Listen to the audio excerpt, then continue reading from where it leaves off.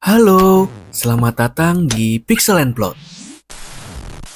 Bayangin, kalau kamu baru aja kehilangan orang tua satu-satunya, belum sempat berduka, belum sempat menerima kenyataan, hidup langsung memaksa kamu untuk pindah ke rumah orang asing. Orang itu bilang, dia mau melindungi kamu, merawat kamu, dan menyelamatkan kamu. Padahal sebenarnya, dia cuma butuh satu hal dari kamu. Satu hal yang gak bisa ditarik kembali. Dan ini adalah cerita film Bring Her Back 2025. Film ini dibuka dengan kehidupan dua saudara, Andy dan Piper. Andy adalah seorang kakak yang protektif. Piper adalah adik dengan keterbatasan penglihatan. Dunia yang ia lihat selalu samar, tetapi perasaannya tajam. Suatu malam, hidup mereka runtuh. Ayah mereka ditemukan meninggal di kamar mandi di rumahnya sendiri. Tidak ada perpisahan, tidak ada penjelasan panjang. Karena masih di bawah umur, Andy dan Piper dipisah dari rumah mereka dan dimasukkan ke sistem rumah asuh. Sejak momen itu, film ini berubah menjadi dari cerita duka menjadi cerita tentang jebakan. Mereka ditempatkan di rumah seorang perempuan bernama Laura. Rumahnya besar, tenang,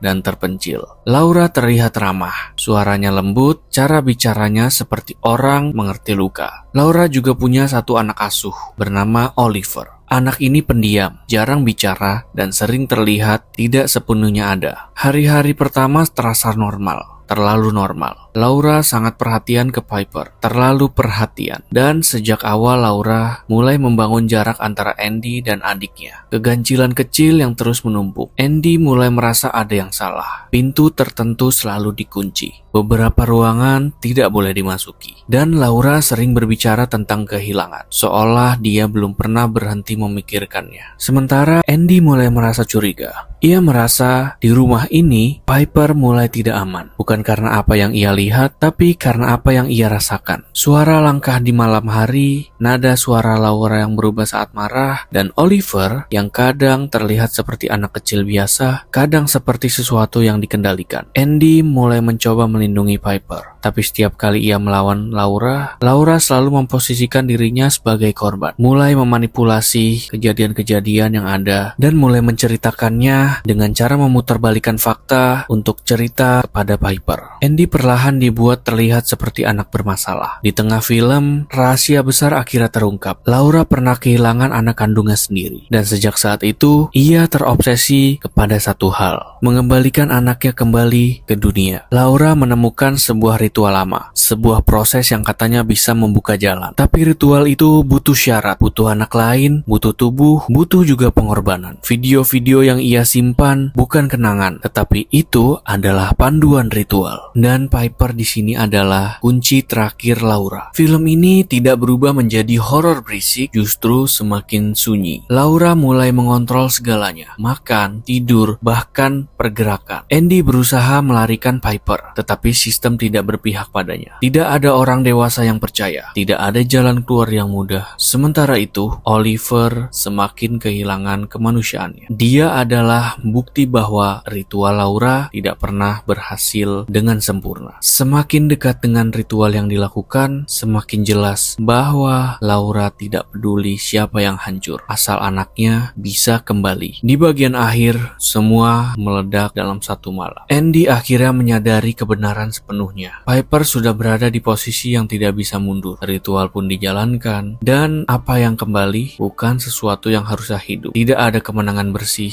tidak ada akhir bahagia sempurna, hanya sisa trauma dan kenyataan bahwa beberapa kehilangan tidak boleh dilawan. Bring Her Back adalah cerita tentang manusia yang menolak melepaskan, tentang rasa sayang yang berubah menjadi obsesi. Film Bring Her Back ini bukan horor biasa. Ini tentang kehilangan, trauma, dan suatu keputusan gila yang efeknya gak bisa ditarik kembali. Dan setelah menonton film ini, pertanyaannya cuma satu. Kalau kamu ada di posisi Andy dan Piper, apa yang akan kamu lakukan? Jika kamu suka film seperti ini, jangan lupa like dan subscribe agar kita semakin semangat untuk mereview film-film selanjutnya. Sampai ketemu di cerita berikutnya.